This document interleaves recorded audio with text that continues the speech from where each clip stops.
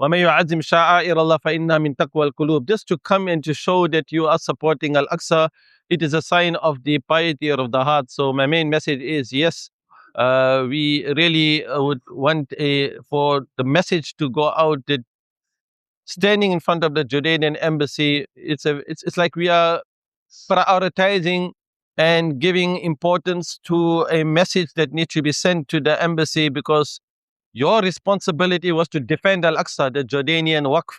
You had the responsibility, after the 1967, the annexation of East Jerusalem and Al-Aqsa, it came under the Jordanian Waqf administration. But how is it they've allowed it to remain shut from the 26th of February right until today? And this is also going to be prolonged right until the 15th of April. It's shocking. When you're a Palestinian and you cannot visit Al-Aqsa, you're denying people access to the most holiest site. It is like the Zionists do not care whosoever you are and wherever you are. And so it is a sign that the Ummah is really weak, because how can the Ummah allow this to continue to happen for how many weeks now? And this cannot, we're asking for it to be opened with immediate effect. Already there was a genocide in Gaza. Already there were prisoners, and already there were so many that have been incarcerated. Look at the condition of people who have been even resisting the occupation, the likes of Marwan Barghouti, for example.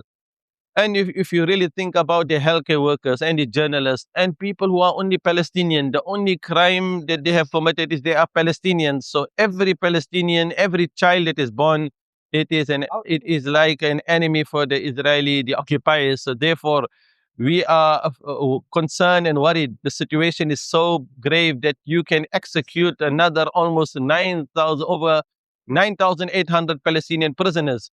And many are administrative, they are detained there. Many are child prisoners. Many they are already been interrogated. They already been, we have heard of reports of rape, of starvation.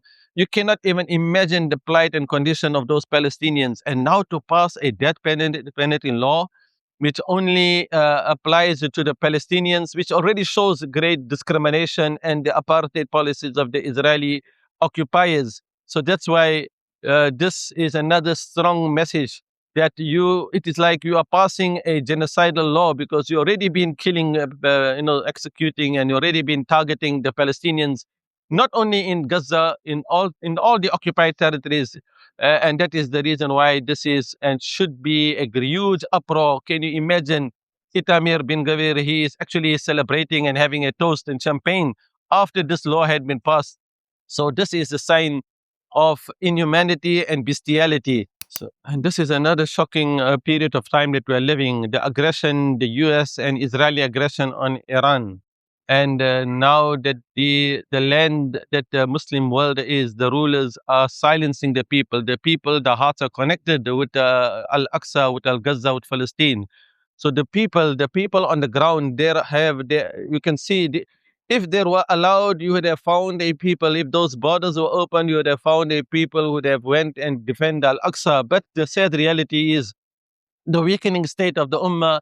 And when rulers, they have, in the hadith, when Rasulullah sallallahu alaihi wasallam was asked, وَلَيَنْزِعَنَّ مِنْ صُدُورِ عَدُوِّكُمْ الْمَهَابَةَ مِنْكُمْ وَلَيَقْذِفَنَّ فِي قُلُوبِكُمْ الْوَهْنَ. We will remove the fear that the enemy has for you, and we will put in your heart al-wahn. قِيلَ وَمَا الْوَهْنِ يَا رَسُولَ اللَّهِ. He sallallahu alaihi wasallam was asked, what is al-wahn? And he said, حُبُّ الدُّنْيَا وَكَرَاهِيَةُ الْمَوْتِ. So it seems like the love of the dunya, the love of the delights. And, when you look at the countries and, the United Arab Emirates, and you look at the condition of, all these countries in Qatar, in Kuwait, and why they are not calling and defending Al-Aqsa. What is the issue? It seems as if though they have, and it is, as the hadith of Rasulullah sallallahu alaihi wasallam points out very clearly, حُبُّ الدُّنْيَا وَكَرَاهِيَةُ الْمَوْتِ.